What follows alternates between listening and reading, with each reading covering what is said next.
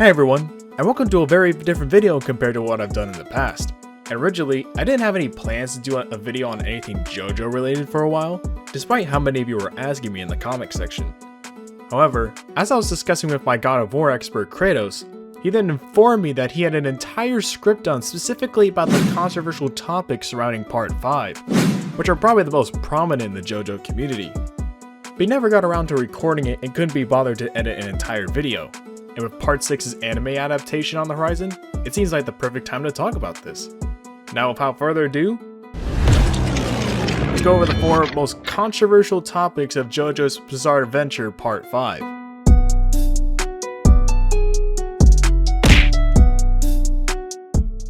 Many people tend to believe that due to the anime having better speed scaling, that it should automatically apply to the manga due to it being the same story or series, but this couldn't be more wrong. Now, to begin with, many people tend to use the argument of stand stats to assess how fast or strong these stands would be if they were to go up against each other, and while there's no problem with this, in some instances you'd be strictly relying on these stand stats to actually gauge their strength or speed when no feats would actually be displaying such levels, and wouldn't actually be shown within the part itself. For example, you can state that since Jojo or Star Platinum has an A in speed, and that since they have FTL speed feats and reaction feats, then all stands with an A speed stat should therefore have FTL speed. But the only problem is that in situations within Part 5, you would have to strictly refer to that reasoning to justify the gang having those levels of speed or strength, being as there's no actually feats displaying FTL reactions or travel speed in the actual part. So the anime also has to introduce filler within the show to give it a longer length and have it be more entertaining, and the majority of the scenes within the anime actually aren't in the manga, such as Polnareff and Diavolo's first encounter being only a mere flashback and only having like one slight panel to explain what happened. So to claim that due to this feat being within the anime, it'd equate to it being within the manga is just fallacious and doesn't follow.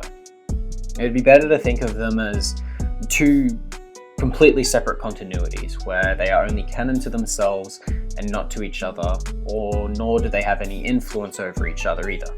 Now, the best speed feat in Part 5's manga adaptation would be to the speed of Mr. Bullets, then Giorno reacting to Bucciarati. So you can technically use the anime and that's fine, but applying both together is just illogical.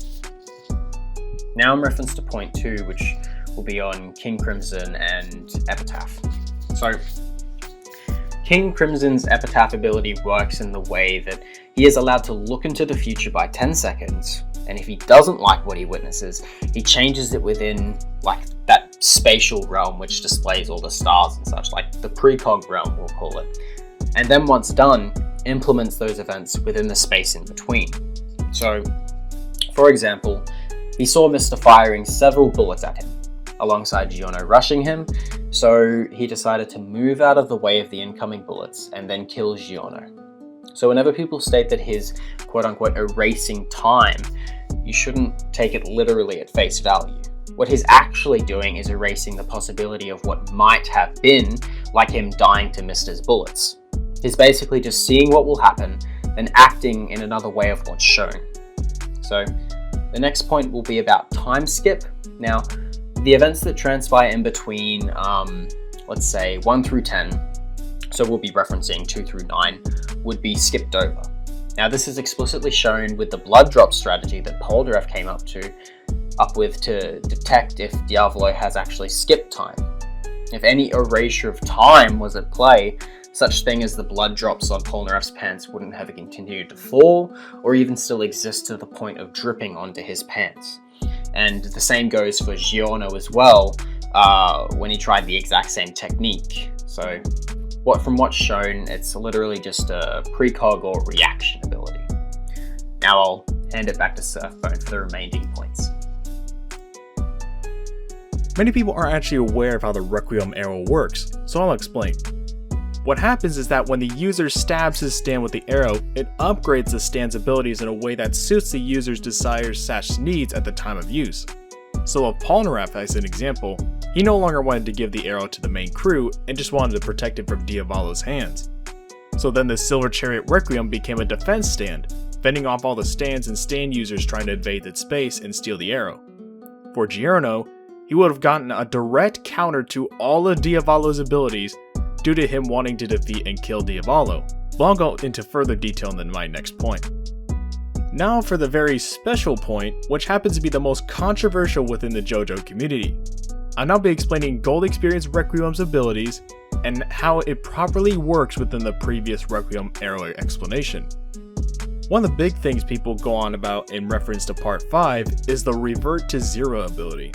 But to put it simply, this ability is just a causality / fate hacks, and doesn't involve actually setting anything to zero.